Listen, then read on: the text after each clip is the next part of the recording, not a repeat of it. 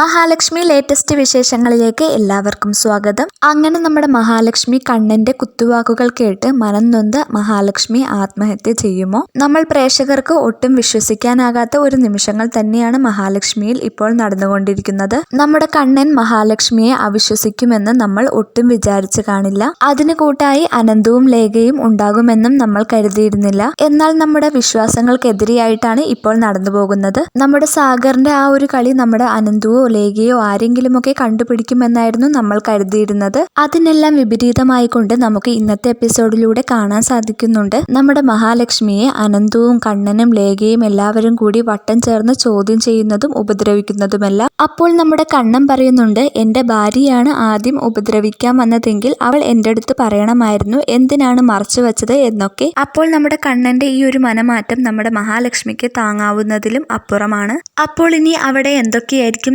സംഭവിക്കാൻ പോകുന്നത്? കണ്ണന്റെ ഈ ഒരു മനം മാറ്റം നമ്മുടെ മഹാലക്ഷ്മിക്ക് ഉൾക്കൊള്ളാനാകുമോ?